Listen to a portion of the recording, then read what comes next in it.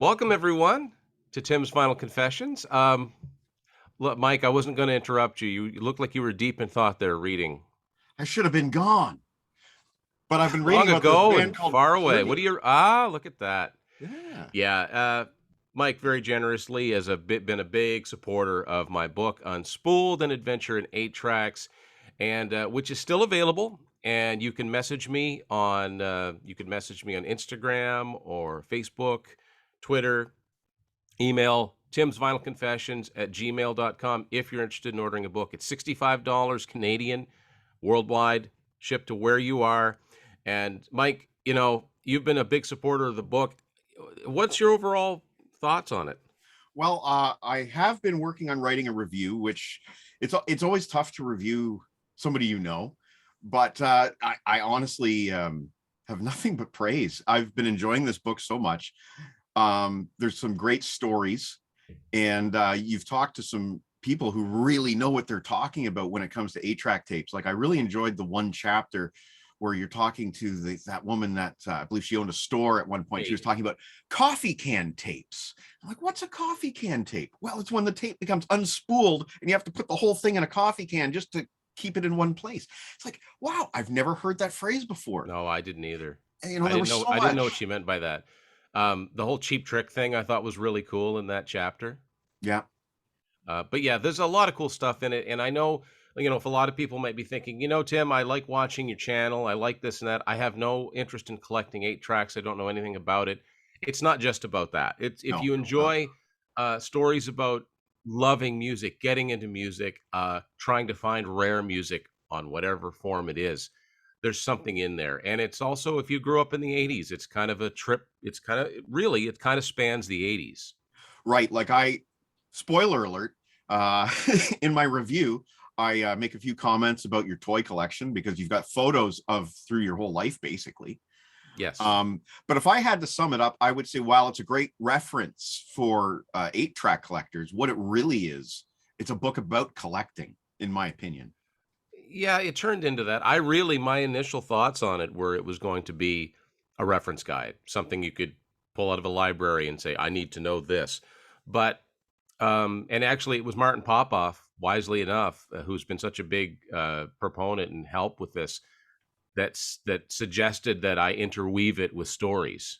And he was kind enough to do the forward. Yeah, a lot of people have just been so generous with their time, yourself included, and you're looking a little blurry again. There you go. There we go. He's We're back. learning the tricks. Nice. Yeah, so many people have been so generous with their time and donated their talents to writing it. And in a lot of ways, my well, no, definitely my favorite chapters are the ones that I didn't write. My favorite parts are the ones that were submitted by you, submitted by the other folks that took the time to make it happen. So yeah, it's still available in softcover form, 65 Canadian. Get in touch with me. We'll get you hooked up. It's a steal at 65 Canadian. Um, so all right. So the reason that we're actually here was not just to plug my book, but thanks, Mike, for doing that. We've been planning this episode for a long, long time. One clue could be Mike's little chapeau. That's his Steve Perry street talk chapeau. Yes, sir. Could be leaning on a staircase. Yeah, there you go. Just laid back. We're here to talk some Journey, a lot of Journey, actually. We're both big fans of this band, and we want to get sort of I guess the current events out of the way, and then we're gonna just dig in and really geek out on the stuff that we've got in our collection that we're kind of proud of, kind of some of the rarities. But first of all, I want to talk about the drama that Right. surrounds this band. Um, it's not drama like Fleetwood Mac drama, but it's close. It's It's more undercovers, you know? Yeah. They're a very secretive band, and we can only kind of speculate as to what actually happens behind the scenes, but we know what happens when press releases come out. Yeah. Members have gone and there's new members in, and there's Oh, albums being recorded but not available for pre-order yet. it's been probably close to a year since Journey released a new song called "The Way We Used to Be." Decent tune. Yeah. from Yeah. their upcoming album Freedom, which is an album title that's been kicking around the Journey camp forever. It was originally supposed to be the title for what became Raised on Radio, Yeah. because it would have continued that Journey tradition of one-word album titles. But Perry and Herbie Herbert were uh, not agreeing at that time, and it didn't get used. But now it's been used. A 15-track list, Yeah. the full track listing for the album, and I think, or at least a mock-up of the album art, has been posted. Yes. So you'd think, where's the link? It's like literally, shut up and take my money. I'm so ready to pre-order this. And I don't know about you, Mike. There's a feeling like when something comes out, when a band you love releases a new album, after you do the pre-order, you go, ah, you don't have it yet, but it's pre-ordered. It's as It's good on as the way. having it without, It's you know, almost as good as it's like the having it. guarantee. Signed, Yeah. sealed, delivered. Yep. So where is it? Like every other band by now would have had pre-orders in for their album. They'd be. This is the thing. We don't understand. We do not understand. There's been lineup changes Right. almost as we speak. You know what I mean? Right. Who's on drums? Who's on bass? Like, what's with Right. this extra guy on stage? What's going on? So apparently, like back in 2019-ish, supposedly Steve Smith and Ross Valerie, who's the original founding bassist, apparently they tried to coup d'etat Journey and take over the band. So they got fired, apparently. This is what the press releases say. Settled out of court. Then we have Randy Jackson back on bass, which I'm on board with. I love Randy Jackson. Cool. That's bringing. He's part of the Journey family. And Narada Michael Walden on drums, which is like completely out of left field. And like, what's that going to bring to Journey? And I started thinking like Raised on Radio again, you know, like soulful. Yeah. And then we have another guy, Jason Derlatka, if I say that right, a second keyboardist. Yeah. / also lead vocalist. He started singing lead at their last couple of gigs on the Raised on Radio material that they're playing live. Yeah. But Randy Jackson's not there. Apparently he hurt his back. Can't tour right now. So we have Todd Jensen on bass, who's a fantastic bassist, but he's not an official member.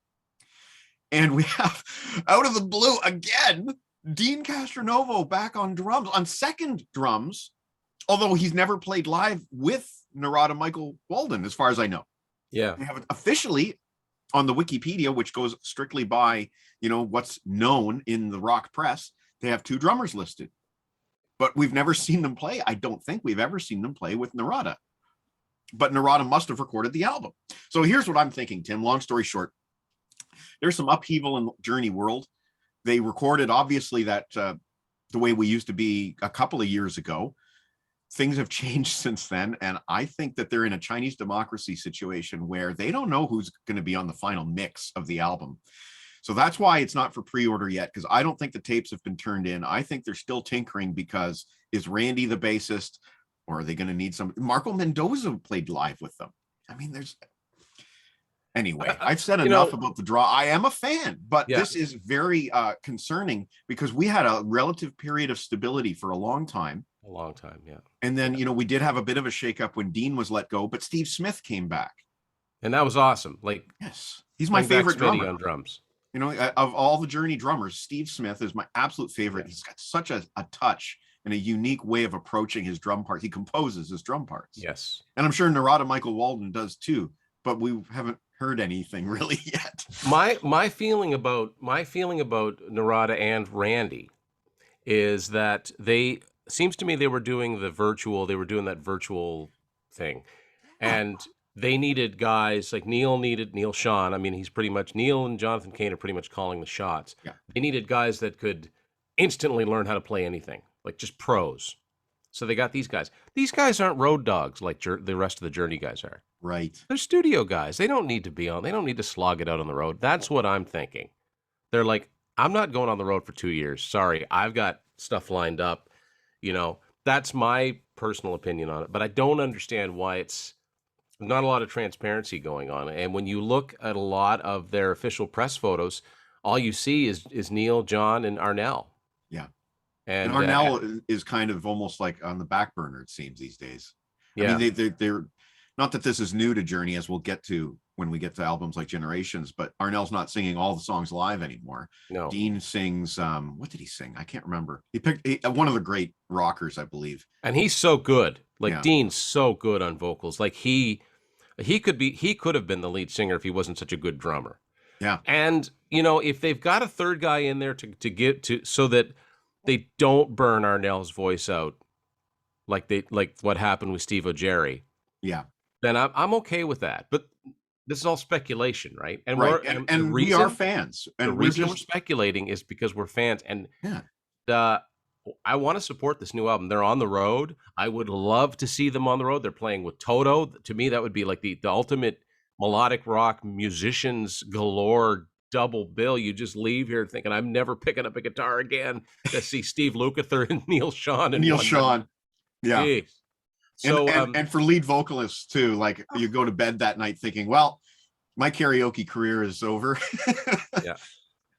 So basically, we don't know what's going on. We're waiting for news. We really, when we started talking about this, and this goes back to when Mike and I did our episode on Steve Perry's solo stuff. That was kind of a precursor, and we thought, well, surely by the time this episode comes around, we'll have more to talk about. Well, we have seen the track listing, but there's still no pre-order. So I'm just so ready to just boop, boop, boop, done, pre-ordered.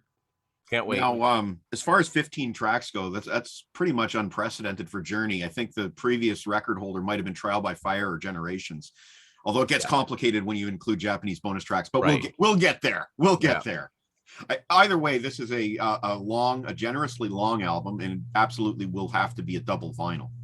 Yeah, and I've heard it said too. But there is such a thing as putting too much out at once. Yes.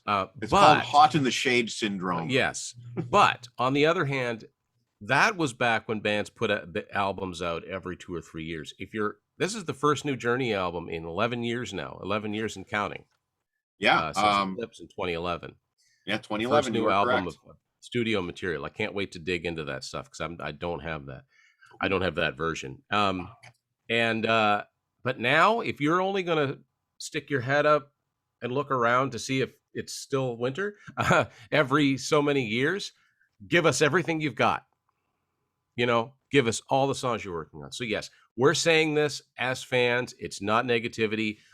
For the occasion, I actually wore my sweet shirt that I got in 2015. The one time I saw them in concert when they did a generous Canadian tour. Wow. Actually saw them in Moncton, and it was kind of unique because this is right around the time that Dean was let go because he had his legal issues. Yeah. And we saw them with the great Omar Hakim on drums. That's right. He did fill in. And he was phenomenal. I mean, he was phenomenal. Great show. They did, usually it's the Dirty Dozen, right? It's the expected hits. They did Winds of March. I thought that was pretty cool. That's rare. Yeah. It was like their one... that was like their one bit of nod to, but it was the only time I've ever seen them in concert. And it was, like I said, it was a generous Canadian tour. Hopefully they do it again because I think they learned that they get a lot of fans up here. So anyway, now that we've got sort of that current event stuff out of the way, we're here to basically go through the Journey discography with what we have period-wise to talk about. And I know Mike's got so many cool imports, so I guess I wouldn't say so many. Let's not expand the expectations of the audience after that 50 CD thing we did the other week. Right. I have a couple. Which blew the response to that episode continues to blow me away, which tells me we should do a sequel at some point. We're doing a sequel, bud. Yeah. So I guess we'll start with maybe we'll call it the first phase, the first 3 albums.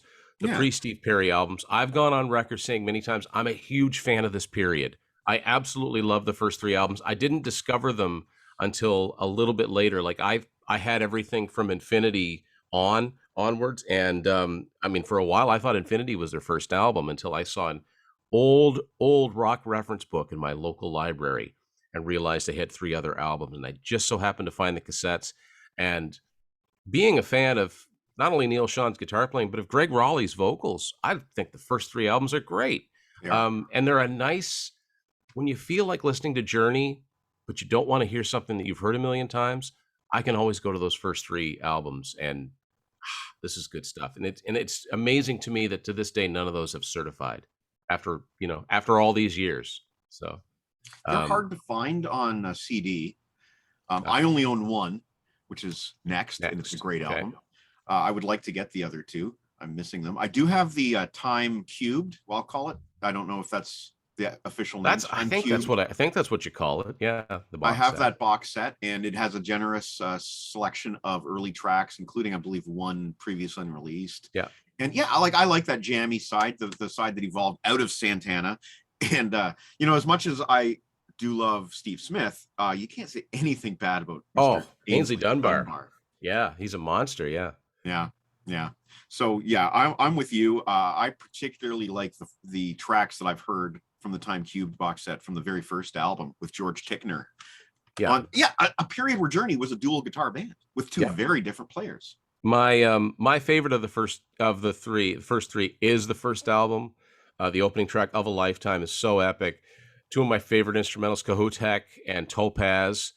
They're all on Time Cubed. Yeah, I just love it. But all 3 albums are really, really good. The album art is so gloriously bad, but I love it anyway. Like, it's before they discovered the greatness of Stanley Mouse, who designed those breathtakingly gorgeous album covers. And one of the main reasons I started collecting vinyl is because of Journey's album art. One of the rarest CDs that I have is something I didn't know existed on CD. And I saved it. I was going to show it on our rare CD episode, but I said, no, it'd be more appropriate to save it here. I had pretty much resolved myself to the fact of I'm only ever going to have this on vinyl and cassette. And eventually I found the 8-track. But once I discovered Discogs, and anyone that's on Discogs knows what a rabbit hole Discogs is, I discovered something I never thought about. Okay, so it wasn't released in North America. Maybe it came out somewhere else. And that's when I discovered this. In the Beginning. Oh.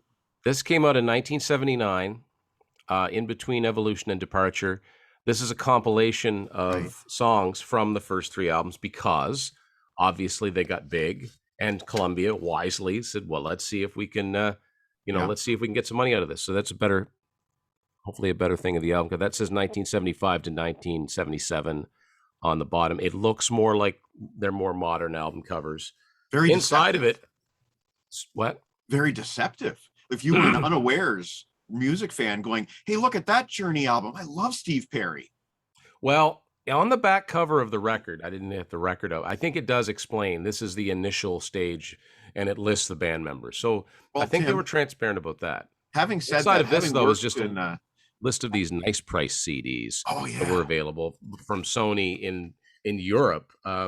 Because, like I said, this never had an official release, and I don't know why it didn't. It's one of those oddities that never got a CD release. But when I discovered this, I was just so excited. So this is a 15-song compilation, and it's a good introduction to the first 3 albums. But honestly, it's no easier or harder to find than the first 3 albums. None of them are plenteous out there. Do you mind me asking what that ran you? I think it was about 40. Wasn't bad. That's what it looks like on this. That's what it looks like on the side. Okay. Yeah. Looks like a Japanese import. It's no, it's not Japanese. It's hold on. I did know. I think it's either from Germany or just hang on. It should say somewhere on here where it's from. I mean, it is official. Yeah. I don't know. I think it's UK or it's European or something like that. But yeah, and all of the other Journey albums would have probably been issued at the same time. It's just for some reason when CBS put the CDs out in the 80s, they didn't do this. Same thing with Rush Archives and same thing with Kiss the Originals. Yeah. Would have been so easy to pop those out on CD, but those are those ones that go missing, right? Now with 15 tracks, would that have been a double vinyl? Yeah, it's a double vinyl. Yeah. Yeah, it's a double vinyl, and it's not the easiest vinyl to find either. And there's a gorgeous gatefold inside of it. They don't reprint it here, but yeah, I when I discovered this was really cool because I had made myself a version of this, right, by printing off because there's nothing unreleased on it. But Yeah. apparently some of the tracks were remixed, but I don't hear it on here. But yeah, Interesting. that's one of the rare. That's one of the by that time, this is probably about 6 years ago. There still aren't many CDs out there I'm actively seeking, but that just totally I couldn't order it fast enough. So so there you go. Good So find. Good that's find. basically, everything I've got from that first period. Okay. Yeah, and for me it's this, which I bought when I was working at the record store. Yeah. What I was going to say to you before is just from my experience working at the record store, 90% of the customers don't flip around to the back. Judging Yeah. by the number of returns that I would get. Like as an example, Van Halen Best of Volume 1. First day, I get a return. Yeah, can I return this? I have all these songs already. Like, okay. First of all, no, you don't. What Yeah. album? First of all, no, you What don't. album was Me Wise Magic on? Like, Right. But ugh, no, that's a true story, my friend. yeah. I lost faith in humanity working in retail. I, yeah, I know. And after a while, you learn just not to engage. Correct. Yeah. Okay. We'll leave that on the table for Yeah. another show. I got good stories for you for another day. Let's keep that in mind. Can we give a quick shout out to Robert Fleischman, who stepped in briefly during the intermediate phase? Yeah. That one track on Time Cubed called For you. oh yeah, Yeah. so good. One of my absolute favorite tracks. Yeah. It's really interesting because I didn't know anything about that until I got the box set. And for those who don't know, Robert Fleischman's claim to fame was being the original lead vocalist in Vinnie Vincent Invasion, Exactly. replaced by Mark So, Slaughter. and I mean, and he sounded, I mean, Mark, they pretty much sounded just like him. Yeah. But yeah, he was in consideration for Journey. There's concert footage on YouTube of him, very briefly. He's got a co-writing credit on songs like Winds of March, Wheel in the Sky. The Yeah. fact that he co-wrote Wheel in the Sky probably keeps his mailbox money coming in. Yeah, he doesn't need to return Vinny's phone calls. Why would you want to? It's a whole other show too. Yeah, that's a whole other so so yeah, that's the first phase of Journey. The next thing I want to talk about, Mike, we're in 1980. I don't want to jump ahead too far. Okay. We're in 1980.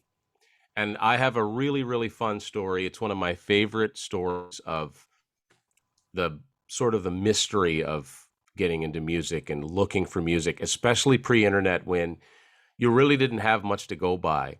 So, like I said, I had only just in the previous few months to this discovered the first 3 Journey albums and were loving those. So at that point, I thought I had everything. I thought I had all their albums. I'm only buying cassettes at this point.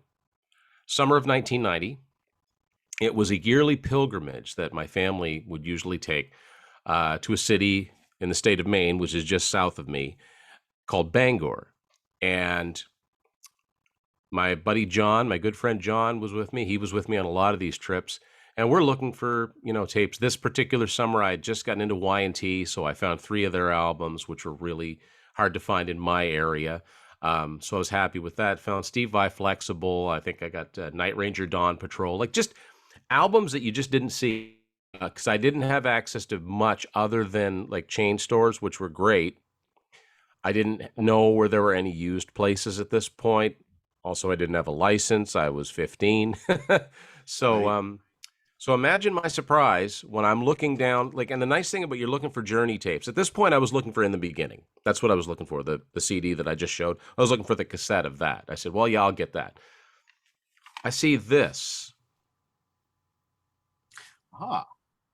Now, I don't know if it's kind of blurry. It says Dream After Dream. Yeah. This was okay. right down along with the rest of the Journey albums. And it stood out because, as I said before, a lot of their album titles are just one word. Yeah. So when you see something that's longer, other than Raised on Radio, it's like, what's that? Yeah. Of course, there's a reason. So I got this out and I'm looking at it and I go, what is this? And I look on the back, this is 1980. I'm like, what is this is this the same Journey? You know what I mean? Like I thought maybe it's I don't know, maybe it's another band with the same name, but I thought that doesn't seem right. It's on CBS, Columbia. Well, I'm buying it. I got to buy it, and I got home, put it in. Really, really weird album. Yeah. But within a few minutes, it's unmistakably Journey because you hear Steve Perry. So this was like, what did I just find here? Like, how is it possible that any of the discographies I've seen don't even list this? How can there be a Journey album with Steve Perry in their hit making period that is obscure? How is that possible? And honestly, so this was 1990, and it wasn't until I know the box set came out in 92. I didn't get it until 94.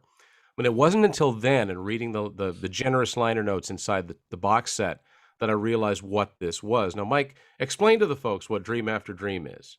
Well, Tim, I don't own Dream After Dream, which is one of my big regrets. It came in used at the record store. It was priced at $19.99. I put it in my reserve pile, but as reserve piles go, mine was always pretty high, and I needed to always make discards. That was a discard. So I've never heard it, but I believe it's a soundtrack, a Japanese film of some kind. I don't know anything about the soundtrack, but it is a lot of instrumental music, is what I understand. Yeah, there's only three There's that songs one on here with vocals. that one song, Little Girl, is on the Time Cubed, and it's decent but different. It's not like what you would expect from a Journey hit. No, and it was a B-side of what, Open Arms. It was a B-side of one of their singles. Okay. And it's far and away the most, even though it is different. I know the chord changes in it are kind of weird. Yeah. It's still the most Journey sounding song on here. I would highly recommend to anybody who's curious. You know how the way I've always described this album is, if you can imagine if Journey did another album. Okay, if you're a big fan of the first three Journey albums, Yeah. but you like Steve Perry, this is the album for you. This is the closest you're going to get to Journey in their sort of more progressive phase with Steve Perry on vocals, even though he is only on three songs. The opening track, Destiny, you got to hear it. It would be a showstopper live. It's an epic. It's so epic. It starts off very, very, very kind of quietly and mellow. Comes in. There's strings on it. There's a little bit of horn, but not too much. Neil Sean's father, Matthew Sean, helped in the arrangements on this, and they were commissioned by CBS in Japan to do this. And I can never remember the name of the movie because it's not in English, and I can never commit it to memory. It's researchable. You can look it up on Wikipedia. But yeah, this was a big mystery for a long time, and it's like I couldn't believe I'd found it. There was something so cool about when you come across something and you're like, I'm the only person in the world that has this. Obviously, I'm not. Right. But how is it that this was waiting for me in the store that I was going into? You know, it was just one of those really cool happenstance moments. And I eventually got it on CD, and I don't think there's an 8-track of this. It was only available in the Journey fan club in the States when it first came out. You could order it. And Columbia did issue it on record and cassette in 1983. It's never had a domestic CD release. So you have to get a Japanese import CD of it. And I blew it $20. I could have had it. I'll never find it for 20 On CD? It was $19.99 used. And I had it there in my reserve pile. And I picked other things. We all have those. Don't beat yourself up over it. Well, I'm still in counseling over these bad decisions I've made over the years. So Mike, what have you got for us, if anything, in the 1980-81 range? I have an interesting set here. This is a CD set. Oops. Here we go. The 3 original albums, and it has bonus tracks on it. I guess the track listings aren't on the backs of the CDs. On Escape, we get La Raza del Sol, which was a really cool B-side, very different. Yes. And live versions of Don't Stop Believin', Who's Crying Now, and Open Arms. Now, I haven't done the research to determine whether those are the same versions that are on the Escape Live CD, DVD set. That would be my guess. Right. That would be my guess, yeah. Departure has 2 bonus tracks, Natural Thing and the aforementioned Little Girl. Yep. And Frontiers has 4 bonus tracks, finally adding Only the Young and Ask the Lonely to the album, adding Liberty, Great tune. and the wicked soundtrack tune, Only Solutions from Tron. From Tron. My God, like these guys saved some of their best material for movies. And I know that there was some regret. The Frontiers, they kind of wished that they hadn't, but for soundtracks, I don't know if anybody can really beat Journey for the quality of material. And there's another track later on with Steve Augeri that I'm sure we'll talk about too. Yeah. Ask the Lonely is one of my favorite Journey songs. How that didn't hit the top 40, travesty. It's so good. Yeah, y'all so good. Yes. Yeah. So the next thing I want to talk about is not musical, but it is sort of. It's pictured inside of Unspooled. Okay. It is the Journey Escape Atari 2600 game. Oh, yeah. From 1982, made by Data East. And I've got tape on the top of this so it doesn't get dusty. It's, as you can see, you've got the Escape cover, but the Evolution Journey logo. Yeah, it's totally different. And this is the manual that came with it. Journey were, long before Rock Band and Guitar Hero, the very first rock band to have a video game made about them. That's a historical note. Here's a little, this is what the sprites of the characters look like. Huh. So the idea was to get the 5 members of Journey indicated by their initials to their Scarab escape vehicle before your time/money runs out. You have to avoid love-crazed groupies, which are hearts on legs, shifty-eyed promoters, photographers, which are just these blinking lights, these like brick stage barriers. Now, along the way, you get help, which gives you a little bit of invincibility for a brief period of time when you run into one of your faithful roadies, one of these alien-type characters here, but you get complete invincibility when you run into your manager, who looks like the Kool-Aid Man. I suppose that's supposed to be Herbie Herbert, and the only thing you have to worry about after that is not missing the ship when it comes by. And you do that 5 times for each band member. Okay, so here's a shot. I've got an actual video where I show this, playing this a little bit. Here's a shot of the screen. Now, I don't know if you can see this up top, but that says SP for Steve Perry. Okay. So you go through all 5 band members, and then, once you complete it, you do it again, and it gets harder. So yeah, and at the beginning of it, it plays like an 8-bit version of "Don't Stop Believin'," which is pretty remarkable. They got a polyphonic song going on, but that's always been a cool collectible anyway, even if you're just an old video game fan. But as a Journey fan, it's an added bonus. I've got a couple things from the Frontiers era to show you. Cool. I was given this a few years ago, along with a couple of others. It's an old pass. Oh, neat. WMMS, which is a classic Cleveland radio station. May 24th to 26th, 1983, Richfield Coliseum. That's cool.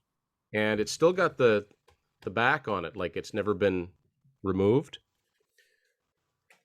And one of my prized possessions on 8-track is Frontiers. Now, this isn't the hardest one to find by any means, but you don't see it all the time. Was never released to retail. And let me see. You want to hear the track listing on this in the order that it's? I'll follow along in the back of my CD. And see if So, Program 1, Separate Ways, Worlds Apart. Send Her My Love, so far so good. Troubled Child, Beginning. Program 2, Troubled Child, Conclusion. After the Fall, Back Talk. Program 3, Chain Reaction, Frontiers, Edge of the Blade, Beginning. Program 4, Edge of the Blade, Conclusion, Faithfully, and Rubicon. They mangled the track listing to make these programs all of equal length, or as close to it as possible. Logistically, it makes sense. Yeah. And I guess this still goes along with the Frontiers era, and I don't know how, probably not very rare, but it's unique for a couple of reasons. I've got the single to Only the Young from the Vision Quest soundtrack. So it's a Journey single on Geffen Records. Which it almost looks like it's supposed to be looked at with 3D glasses. Yeah, it's kind of a mess design-wise. Very 80s. So here it is. A Journey single on Geffen. What's the B-side? Why, it's Sammy Hagar, I'll Fall in Love Again. Ah, another good song. Also from the Vision Quest soundtrack. And of course, there's all kinds of connections between those two artists. Oh, yeah, yeah. So that brings us to, I guess, the mid 80s, Mike. Raised on Radio period. Yeah. You got it? Got anything for us? I do have Raised on Radio, but I don't believe there's anything special about it. It's just the remastered CD. I like this album. I didn't think I was going to, but I do. Yeah.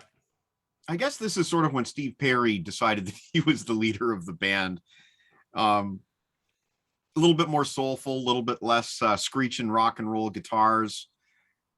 I can understand why some members of the band weren't necessarily happy with the direction that things were going. It was also kind of sad that Ross and Steve were out of the band, and history repeating. I believe there's fill-in players on this. Yeah, Larry London plays drums on a lot of the tracks. Great Bob drummer. Glaub. Randy Jackson's on some of it. Bob Glaub. Yeah. Steve Smith is on, I think, about 3 songs on it. Yeah. So, it's kind of like, there we go. Yeah. Journey's again, a trio. They're doing it again. Yeah. They're doing it again. Three people in a band like this does not a band make. Right. And I've more on that very picture later. Okay. But I do like it in spite of those things. A lot of the reasons, it's been said that a lot of the songs were, written on drum machines and were pretty much complete by the time they were presented to the band. And that's, one of the reasons there. But yeah, Steve Perry had a successful solo album, and so he exerted more control. And, they still had a 2-3 million seller. Mm-hmm. As a matter of fact, check this out. Ooh, nice. Raised on Radio on 8-track. This is a U.S. Columbia House issue. Yeah, this is an 86 album, so that's getting late.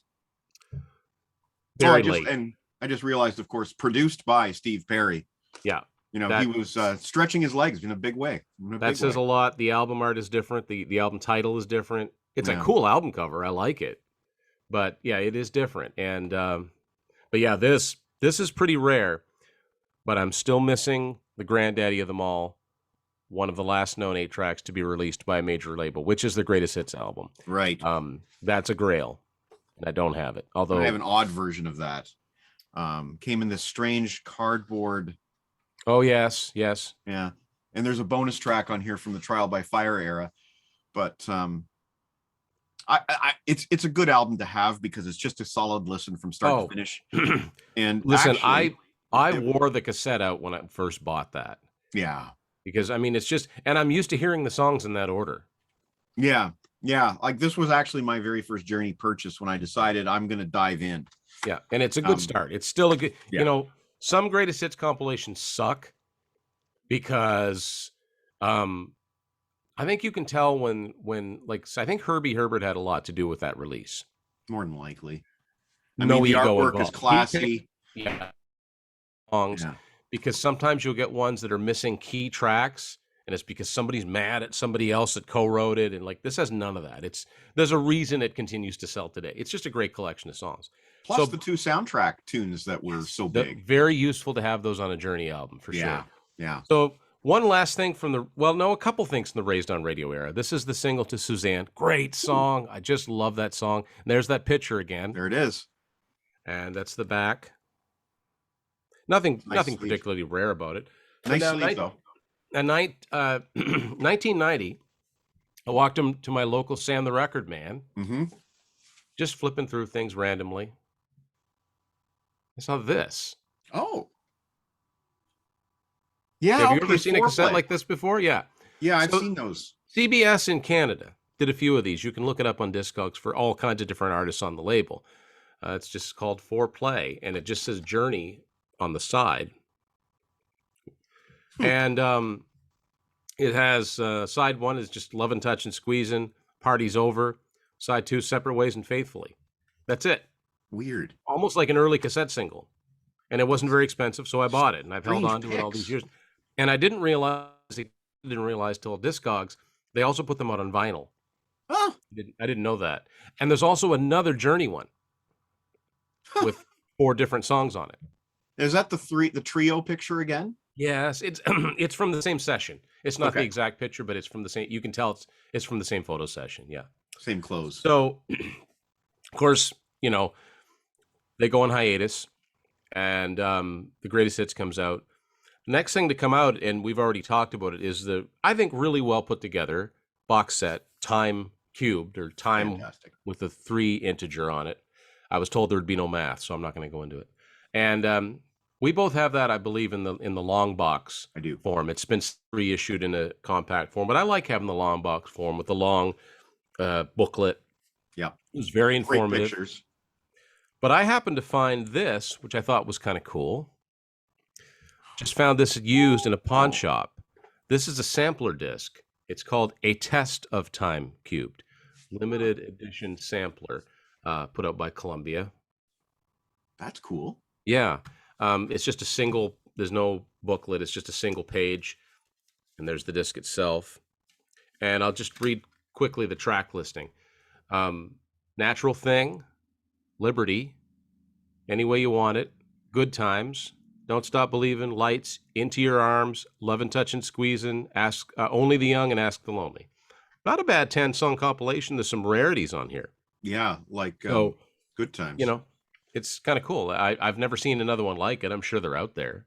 Well, I worked used CDs for 12 years. I never saw one of those ever. So the big news, I mean, even though the other guys were doing all kinds of different things, that you had Bad English, you had The Storm, Steve Perry reemerged in '94 with the solo album, which we talked about. I also want to mention Steve Smith's jazz group, Vital Information. Good stuff. Steve Smith's a monster drummer. Like, the guy can just play anything. I mean, Journey stuff's easy for him. Yeah, yeah.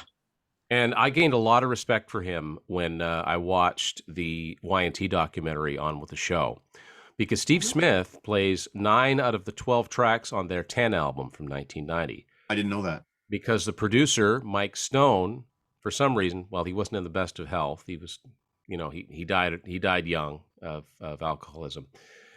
And for some reason, he wasn't pleased with Jimmy DeGrasso's drumming. Now, Jimmy DeGrasso's a great drummer, too. Yes, he is. So Jimmy only plays on 3 of the 12 songs on there, which he's credited for. It's not really, it is said, but not really said. But yeah, Steve Smith played the bulk of that material. I mean, Mike Stone produced Journey. He just probably said, get this guy in, he can play anything. Just call him. But Steve Smith said to Jimmy, he brought in these pieces of paper, said, I wrote your drum parts out because you came up with some really cool parts. I'm going to play your parts. Okay. I thought that was pretty classy. Yeah, it is. Pretty classy. Respectful of the member of the band. Yeah. Yeah. Yeah. So yeah, I thought that was a nice, I mean, I knew about that, but I didn't know about the specifics. They called him in, and I guess he was just the perfect gentleman about it. And because, I mean, awkward. How awkward would that be? Especially when he's in the studio, Jimmy's in the studio with him. Yeah. Anyway, so that was that. But yeah, all top-notch musicians, all of them, Yes. they've never had nothing less, right? So the big news, 96. Right. This is where I get really you've been excited. waiting to talk about this album. So oh yeah, baby. Let me find it. Here we go. There we go. My Japanese import, Trial by Fire. Honestly, Tim, I spent a lot of time listening to Journey this week, and my controversial, perhaps contrarian opinion is that this is the best Journey album, period. I know a lot of people find it soft, and I get that. But man, if you're going to have an album with a lot of ballads on them, you may as well have Steve Perry singing them. Yeah. His voice got raspy. Yes. But I find that added so much character. Yeah. Message of Love is such a killer opener. Well, then we go dark on One More. Yeah. Then we get to the ballad When You Love a Woman, which I'm presuming was the big single that they were promoting. I think it went to I want to say it went to number 3. It did really well. Especially considering the time period, and the album went platinum, and they didn't tour to support it. And it's the one they added to this. Yeah. Yeah. I love all the songs, to be honest with you. If He Should Break Your Heart, it just has a really good soulful groove. That's that was a single too. I remember hearing that on the radio, and that is a great mid-tempo. That's like an After the Fall, I'll Be All Right Without You type of song. Right, exactly. Forever in Blue is a rocker, an It's a good one, anthemic yeah. kind of Castles dream Burning rocker. is another heavy one. Yep, and that's followed by Don't Be Down on Me Baby, which is so That's soulful. classic Steve Perry channeling Sam Cooke, R&B. Yeah. Then we have Yeah, Still She it's Cries, which yeah, to me is the Steve Smith moment of the album. I think he might be playing with brushes on that song. I'm not it's sure. beautiful. Yeah. It's beautiful. Um, Colors of the Spirit is okay. It has that kind of weird flute part that I'm not keen on. Didgeridoo? I'm not sure what it is, but I find maybe cut that. But When I Think of You, another ballad, maybe the least of the ballads on this album. Um, Easy to Fall, great song. Can't Tame the Lion, another Yeah. solid rocker. Then we have the Japanese bonus track, the heaviest song in the album. I Can See It in Your Eyes. That's a great Just song. You know what? I've heard metal. it. I actually don't have it on anything, but I have heard it, and it's a killer song. And strange that it wasn't the final song, because Japanese bonus tracks are usually put last. I think if that track was on the general track listing of this album, it might have been more well received by fans who wanted more rockers. They should have put it somewhere in the middle of side 2 or the second half. Yeah. Maybe the opening track on side 2. I've got no issue with Trial by Fire. My favorite album, and I argued this in the contrary, is my favorite's always been Frontiers, probably always will be. But I had no trouble with Trial by Fire. I gave that album a lot of time when it first came out, and I was disappointed it didn't continue. But at least they got back together just the once. And it's also got the hidden bonus track, Yeah, the Babe, reggae song. yeah, was it Babe, I'm Gonna Leave You or something? I love Yeah. it. I mean, I love when bands do reggae. I just do. I'm a reggae fan, but I understand if some people find this to be not quite the authentic real. I get that's cool. I get it. I love it. Leave me alone. Yeah. First album with Kevin Shirley producing, I believe. First of many. Now, I have a controversial opinion about that. Oh, Kevin Shirley? I don't think he's that great a producer. Oh. Steve Harris might have something to say. I just think about every album he's produced, the snare sounds absolutely dead. And now, I think he might be good at getting the best out of a band, but as far as the way he records the drums, I've never been a big fan of it. Like I said, I think the drums sound dead on most of the albums he's produced, with the exception of Rush Counterparts, which he didn't actually produce; he engineered. So yeah, and I know that's not a popular opinion, because I know Iron Maiden just love him, and Dream Theater worked with him, and then Aerosmith on 9 Lives, and of course, well, that was a mess anyway. I mean, stepping into that situation, so they might as well have had somebody abrasive like that. But now, I think Trial by Fire is one of the better sounding albums he's done, but I think it's because it's Journey and they're such pros. But yeah, I don't know. That's just my opinion. I know it's a controversial one. I've just never been the biggest fan of his production style. Has he produced everything from here on in as far as Journey goes? Yeah, I think so. We don't know about the new album, I think. We don't know, but we do not know. I don't think so, because I think he himself said after Eclipse, he was done.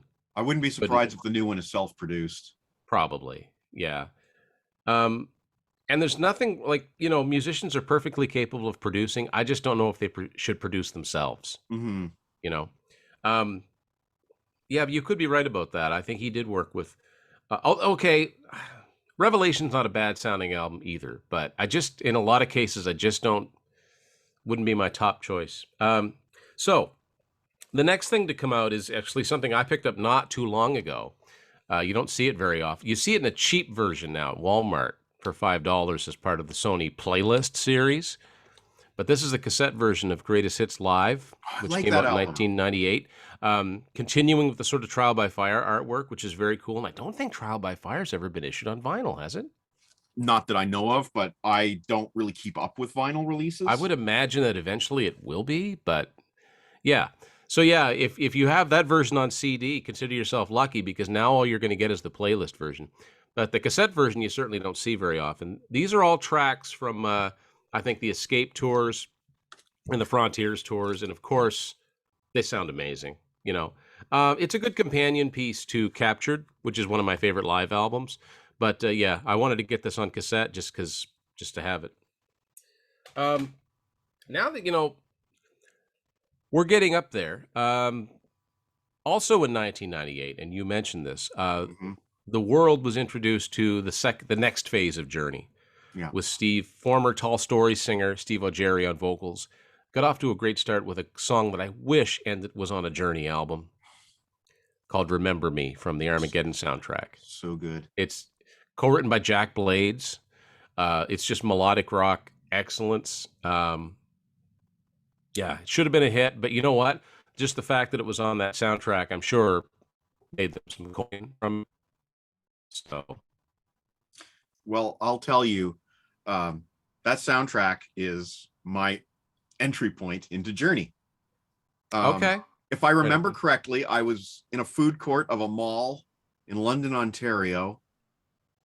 Would have been right near an HMV or an A&A, something like that, when that song came on. And I was like, what's this? Yeah. And it was the new Journey, and that was my entry point. I was like, you know what? I've been on the outskirts of Journey long enough. I need to dive in. I need to start adding Journey into my life. So, I bought the greatest hits. I bought the Armageddon soundtrack. I bought the Time Cube box set as my first 3 Journey. Wow, you went all in. I went all in, yeah. As I often do. But that exposure, it was like, you know what? If these guys got a new singer and sound this good, then it's time for me to just get in there. Yeah. And I love Trial by Fire so much. As soon as I got that Japanese copy in my store, I snapped it up. Of course, Steve Augeri, he only had a short run with Journey, but I'm sure we'll discuss in a moment.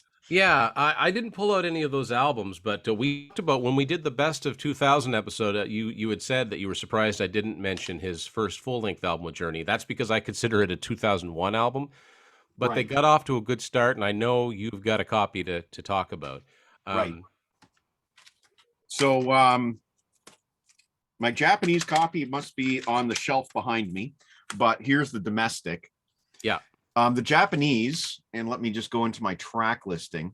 The Japanese has a couple of different tracks. You actually need both versions of the album to get all the tracks, which is something that we see again with Generations.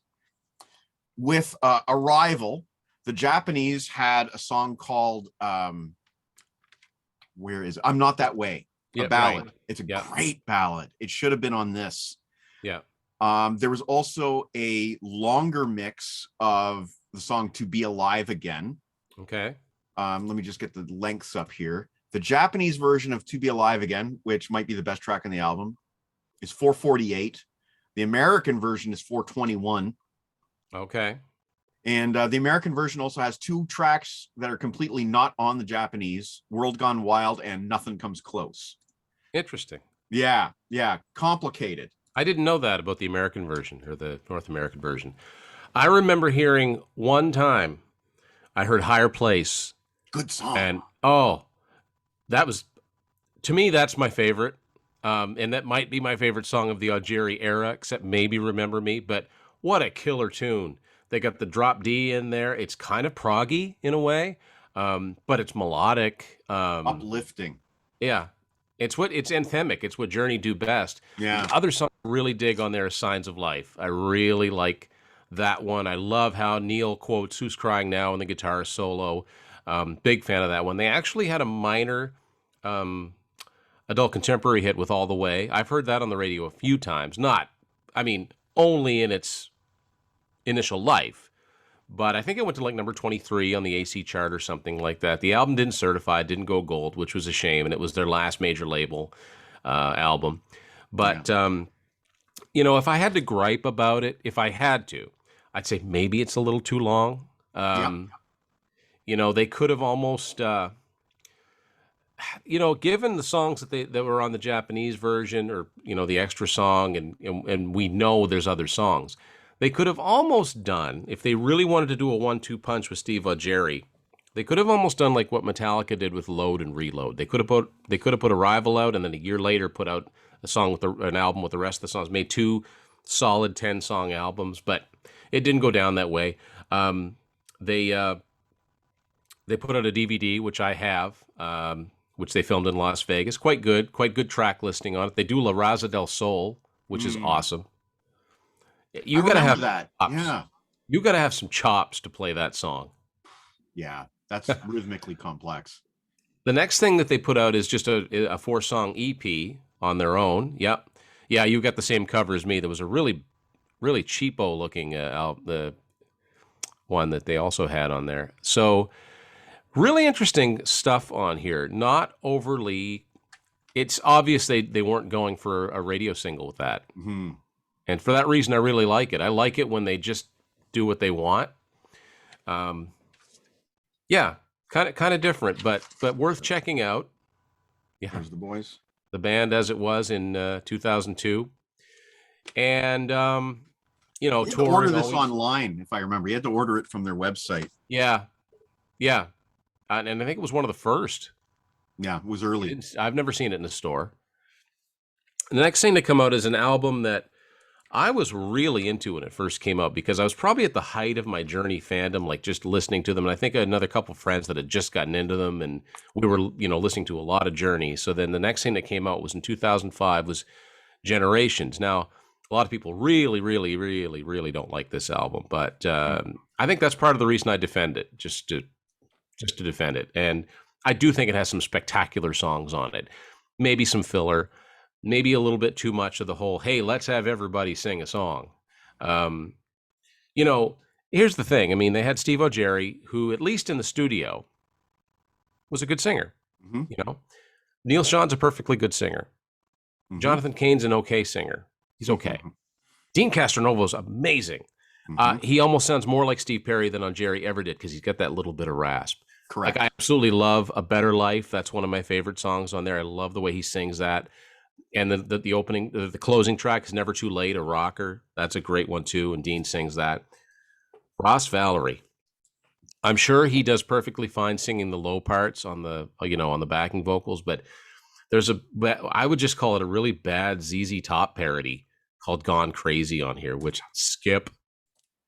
It's not good. It's not good. No. It's not good. Now, so yeah, there are a lot of things on the album that are questionable. The Place in Your Heart, I kind of like, although it kind of rewrites Remember Me. Yeah. A little bit. That's not the worst thing in the world. Faith in the Heartland, the opener is a good one, which they reprised 3 years later. Mm-hmm. One of my favorite, you know what, actually, to be quite honest with you, I'm not a big fan of any of the ballads on there. Okay. None of them really pack that emotional punch that the best of Journey ballads do. And to me, and I've had the same problem with Bon Jovi for several years too. If you put out a ballad and it doesn't hit that emotional punch for you, then it just kind of falls flat. Aerosmith too. There are some bands that they should probably just stop trying to do ballads because you can't better what you've already done because you've written the book on how to write great rock ballads. Just my opinion. Yeah, no, I'm with you. But I think now that the more I think about it and the more I've listened to that album, my favorite track on that Steve O'Jerry sings is Out of Harm's Way. I think that is an amazing song. Dean, the drums are just amazing in it. It kind of reminds me of, believe it or not, Achilles' Last Stand by Led Zeppelin. It's very epic. It's like dun dun dun dun dun dun dun dun, and I want to go dun dun dun dun. Like that's it's very epic. It's just a cool song, cool lyric.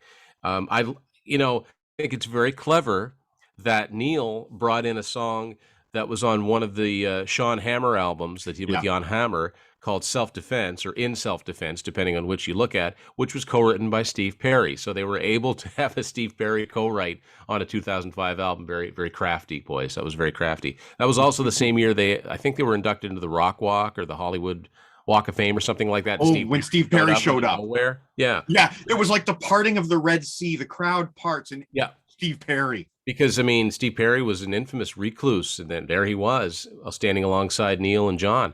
Yeah. And I have seen footage, and I can't remember where I saw it now, but there was footage, because Journey played that night. They invited Steve to jam. Of course he didn't.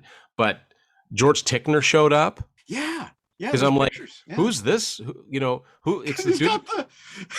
It's the dude from Monopoly, right? Yeah. It's literally the Monopoly guy. Yeah. And George Tickner, I forgot to mention that when we were talking about the early albums. Anyone who's ever seen the first Journey album cover, I remember looking at that going, how come there's 5 guys on here? Yeah. Because the other 2, there's just 4. Like, who's I didn't learn that until the box set. Again, pre-internet, kids. But George Yeah. Tickner was a huge influence on that early sound, because even if you go to Next with killer instrumental nickel and dime, he co-wrote that. Yeah. Yeah. So his influence was widely felt. So yeah, so that's where's that take us? Mid 2000s. By this time, Don't Stop Believin', I think, was used in The Sopranos. Yeah. Yeah. I And it would say so. became one of the biggest uh, online, downloaded singles of all time. And Yeah. I think that's great, but I can barely listen to it now because I've heard it so many times. It used to be one of my all-time favorite songs, but now it's almost a joke. It's almost a joke. And I don't know how better to describe that, but it's almost like if somebody's putting a parody of something together, and like either a politician's running for office or they want that feel good thing, they'll play that, and it's like, ugh. Used to I be kind one of felt that way about Any Way You Want It around the time that it appeared on The Simpsons like twice. Yeah, yeah, that's true. So I got a couple more like random things to show you here. These are kind of cool. Some guitar picks. Oh, neat. I've got the Guns N' Roses set. Okay, so yeah, they must have been the same company. Yeah. So they've got it looks like Infinity, Escape, Frontiers, Revelation, Departure, and what I would assume to be the greatest hits. So I've never opened these, but yeah, I like it's pretty cool. No need to open them. And as of right now, because we cannot pre-order the new album, the most recent thing I've picked up from Journey is this, which is live in Japan, 2017. This is when they went over and did Escape and Frontiers. Oh, I don't have that. Their entirety. Oh, what do you mean? Why am I doing air quotes? Yeah, why are you doing that? They don't do Trouble Child. If you're going to say you're doing albums in their entirety, to me, it's just that. It means all the Why songs. did they leave Trouble Child off? I love that song, but it doesn't matter if I hated it. Do it. You got to do it in the running order of the album. So the band sounds good. I mean, this is the only officially released recording that features the lineup of Neil, Ross, Jonathan, Steve Smith, and Arnell.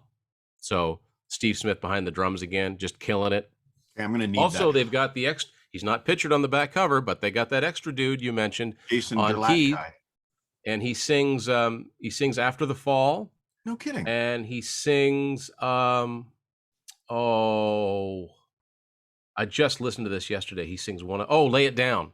Is that hard to find? I don't have this. I just found it at Sunrise. I don't know how rare it is. Well, then it can't be that hard to find. It's on Eagle, and it's a 2 CD DVD set. Okay. I do have Live in Manila, which I haven't actually opened and played yet. But I have this from the brief period when Jeff Scott Soto was their lead vocalist before Arnell. Right. Played this week, and Soto struggles on a couple of notes, and he has a different approach to some of the songs, but I like Soto, so I was cool with him being in the band. See, now that's where I'm contrarian. That's where I'm very contrarian. And I know I'm contrarian with Jon Snow. Yeah, because he loves the guy. And I got nothing against him, but I am so glad he didn't get the Journey gig. He was he's just got the totally wrong voice for it. Totally wrong voice. This guy here deserved. Oh man, deserved what he got. I got to tell you, when I walked in to Walmart and I saw a huge display of that, I couldn't buy it fast enough. Yeah. I bought a couple for gifts. I was so excited. They had that was a Walmart exclusive initially, just like Kiss Sonic Boom. That was a Walmart exclusive. Yep. They did it was same format, new album, re-recordings, live DVD. That just occurred to me. Both of them with the same format. Foreigner did it too for their album Can't Slow Down. That's right. Exact same thing. But yeah, right. I was such a proponent of that. Like, I was so rooting for them. Me too. And they got a platinum album out of it and a top 5 album. And after all these years, actually got some radio play. Yeah. And I just thought it was brilliant because it was only like $12.88. It wasn't ridiculously priced. You had the new album, which was really good. You had the re-recordings, which sounded really good. And I know why they do that, so they can license them and they didn't have to pay Sony. I get it. Yeah, for sure. And then they had a really good live DVD. So the average fan would pick it up and go, I know that song. I know that song. I know that sold a lot of albums for them. And deservedly so. Deservedly so. They've got that amazing back catalog. Let's use it. Let's go for that.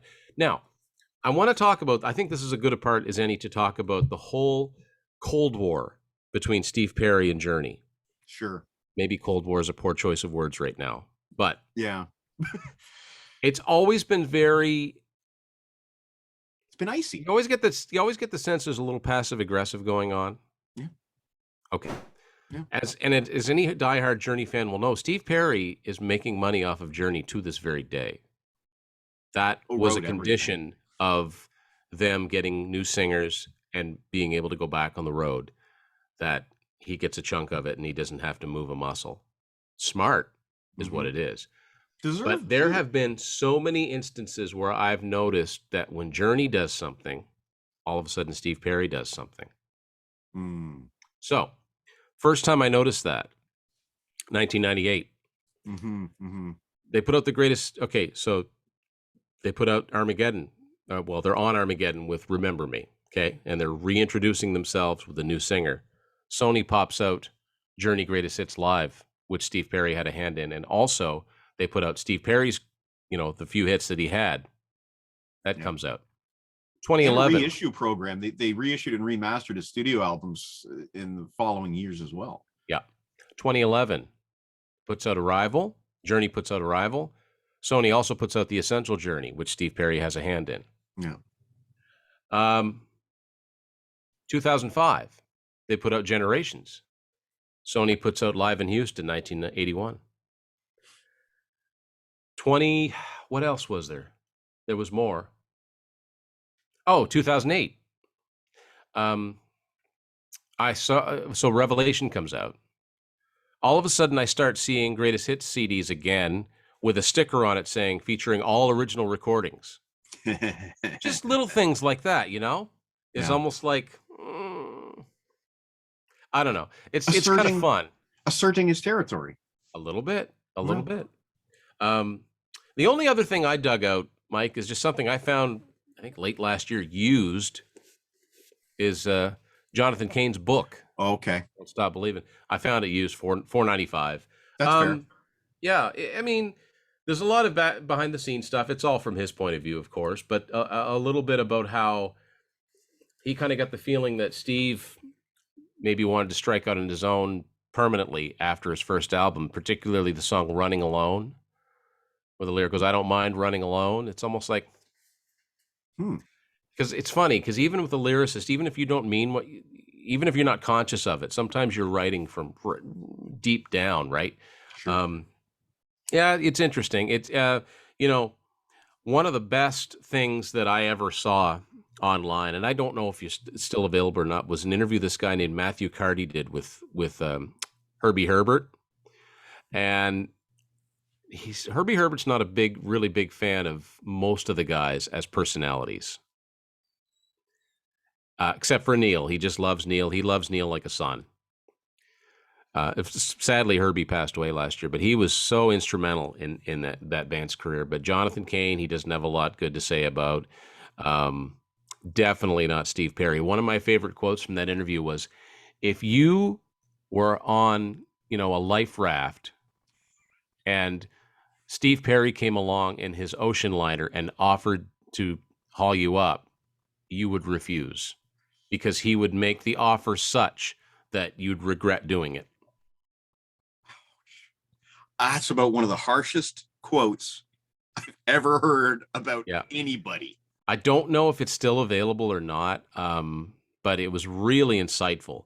And, I learned a lot of things from that. But yeah, I mean, there was no punches pulled. But anyway, it's a pretty Harsh. good read. I don't get everybody's biography that comes out, but for $5, why not? What I do think is funny, I hope I'm not embarrassing anybody, but in the beginning of this, to Caleb, Love, Mom, and Ben, 2018. Caleb, dude, Come come on, on. man. It's your mother, man. Yeah. Anyway, so yeah, that's basically, that brings us up to the present day. And Yeah, this is my let's last not one. forget about, okay, so as of this recording, the newest Journey album. Take it away, Mike. Okay, so this is the last one that I have, Eclipse. Kind of a neat Japanese edition, though. If you take a look at the jewel case, you'll see it is considerably thicker then the standard jewel case. Yeah, you showed me that off camera. That's really So, cool. and it comes with this outer sleeve, comes with the bonus track, Don't Stop Believin', which I believe is live in Manila. So available on the live in Manila CD that we talked about earlier. But here's what you get inside. You get this neat, and I don't know how it'll show on camera, but you get this neat sort of 3D cover art. Oh, it's lenticular. Lenticular, yeah. It's like the Kiss Psycho Circus album cover. Yeah. You get two booklets, the standard and the Japanese with the Japanese lyrics. And, that's why this jewel case is extra thick, because it has two booklets and one thick piece of lenticular art. So that's why the jewel case had to be thicker. Yeah. And God forbid if I ever break this. This is one of my, nightmares. An earthquake hits the Ledano house, and all of my rare jewel cases are shattered. That's the duality of having something that's packaged so uniquely. Yeah. On one hand, you're like, this is so cool. On the other hand, it's like, how would I ever replace this? Now, I don't know what this sticker means here. Age-free music. Does it mean it's for all ages? I guess so, yeah. I don't know. Maybe it must be like a rating system. If anybody can translate, I'm really curious what all of this means. Yeah. Yeah. That's really cool. Aside from the Live in Manila thing, that's the last of my Journey collection. Yeah. Until we get the pre-order for Freedom. It's funny. I always found this interesting too, given that Freedom was supposed to be the title for Raised on Radio. I don't know much about Santana, honestly. I know I have to thank him for, if it weren't for Santana, there would be no Journey. Yeah. But in 1987, he put out an album called Freedom, and I have to wonder if it was because, they didn't use it. I don't know. Well, Not that Tim, it's unique, but I couldn't help but think that it has something to do with current events as well, but I could be completely off base there. Yeah, because I think I know John Cain's quite conservative, and I don't know. Yeah, it could be. I have no idea. So there you go. That's some Journey talk. Some really good Journey talk, and a lot of Mike showed off a lot of cool stuff. We show this stuff off too. It's not look what I've got. No, it's, can you believe I found this? Does anyone else have this? Sharing the joy. It's sharing. Yeah, it's community. Sharing the joy. Yeah. So anyway, hopefully soon, Journey fans can pre-order the new album, and when that happens, you can bet we'll be doing a review episode. Yeah. And until then, go listen to some Journey. I would highly recommend, if you haven't listened to the first three, YouTube those. Check those out if you're a big fan of them as musicians. It's good stuff. And basically, it's a kind of a Journey weekend, right? It's we're stuck right in between Jonathan Cain and Neil Sean's birthday, so happy birthday!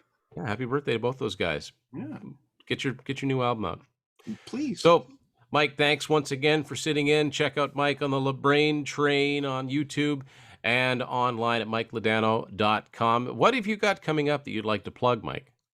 Well, my Def Leppard series is roaring along at a great pace. We just finished Adrenalize last week, and this coming week on Monday I'll be posting my review of Queen's Def Leppard set at the Queen Freddie Mercury concert, which I'm fortunate enough to have the entire day recorded from Much Music's broadcast. Yeah. And Joe Elliott got up there and sang Tie Your Mother Down with Slash on lead guitar. So I'll be continuing my Def Leppard every Monday, and LeBrain train every Friday, although I believe next week we're going to do it on Saturday. We're going to do a Saturday jazz special with Aaron and Uncle Meat. That's the plan. Nice. All right. So thanks, everybody, for watching. And don't forget, Unspooled, available for order. Message me. And thanks to everybody who supported, not least of which is Mr. Ledano here. And thanks, everybody, for watching this edition of Tim's Final Confessions.